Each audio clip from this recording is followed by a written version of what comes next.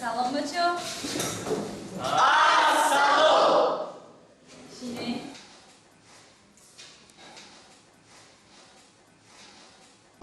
خب بچه ها کنی موضوع درسی گذشته ما چی بود؟ کی جواب میتید؟ کنی؟ گلنورا؟ موضوع گذشته ما آداب و رفتار در جایهای جمعیتی بود. خب کی میگه آداب و رفتار در جایهای جمعیتی جوان؟ کی جواب میتید؟ خب کنی؟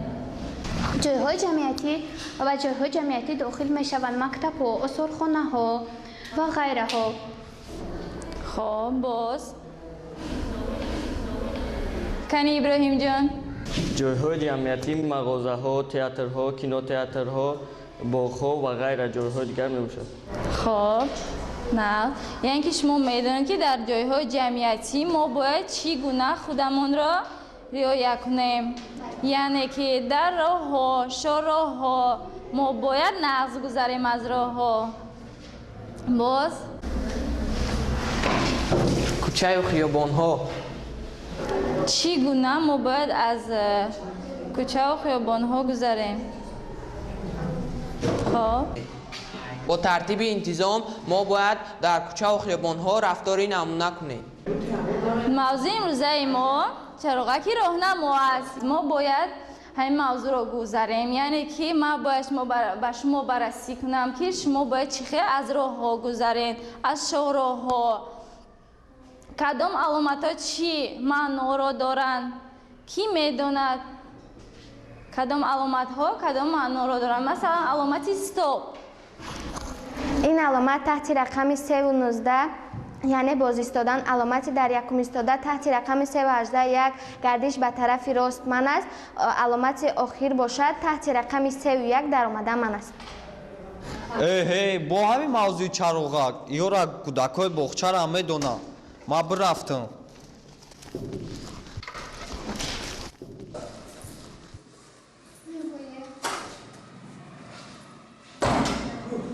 بچه ها درس به آخر رسید.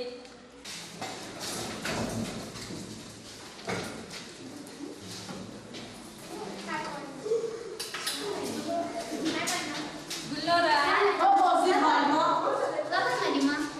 این موضوع رو به جواب بررسی کن.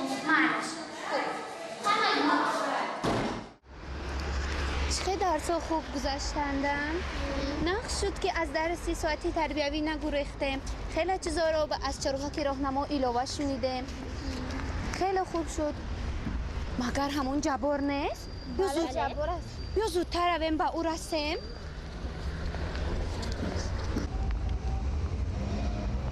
های جبار، این وظیفه های خانگی را به تو معلمه داد. گیر چکنو؟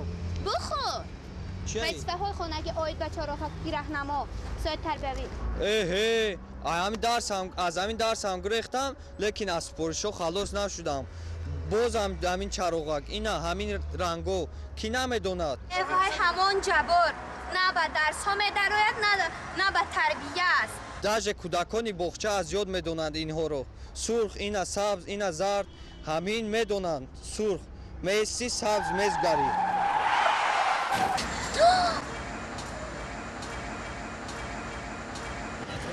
ای جبار! ای جبار! ای خسبت تو چی شد؟ بین ساسی بکن. اوی قدر راننده را به مسئولیت میشه. چراغک رو نگاه نمیکنی. چراغک رفته سبز زدن ما.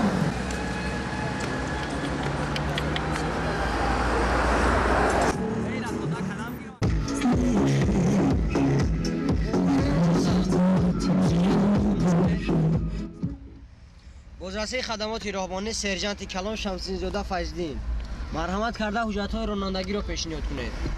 از طرف شما قانونشکنی دیده می شود. چی قانونشکنی؟ راننده محترم از پشت شما شده قریب حیات انسانی از دست می رفت. مگر این قانونشکنی نیست؟ خیر رخ نداد کو حیات انسانی در جایش کو. شما با ماده 324 عبور کردن خط راه گناهکار دانسته می شوید. مرحمت از نقلیات پیاده شده در برابر حجت‌ها ترتیب می دهیم. رفیق سرجان با من نقصتر نگاه کنید مگر من رو نشناخته. شناختن شما چی ضرورت دارد با من؟ بله ضرور است من رو شناختن. من دلشاد زده شدی شرط نیست نامی پدرم رو بسیار گویم. گپ نزنید. به من فرق ندارد شما که قانون برای همه برابر است. من این چوچقه رو گیرید رفته کمبودی هایتون رو حل کنید. کمبودی هایتون بسیار کو رفته به ملال صرف کنید. ببخشید شما رو که خیال کردید. من نماینده قانون و اون رو در یگان حالت بیرون نخواهم کرد. گیرید. شکرانه وطن عزیز و زیبایی هم میکنم که برای ما همه شرایط را فراهم آورده است. محتاج هر کس و هر چیز نیستیم. بهترش به من سر به سر نشوید. از دو سر من از این حالت نبرایم. شما از همینش هم میمونید. نفهمیدم یک بار دیگر. گیرید رفته کمبودی هایتون رو حل کنید. شما با ما در 324 عبور کردن خط راه گناهکار دانسته میشوید. یکم بر ضمن آنکه شما انسان را قریب زیر میکردید، خط راه را عبور کردید، به من پره پیشنهاد کردید. این را حالت کارگزاری میگویند. مرحمت از نقلیات پیاده شده در شعبه کلان رفته حجت ها ترتیب میدهیم.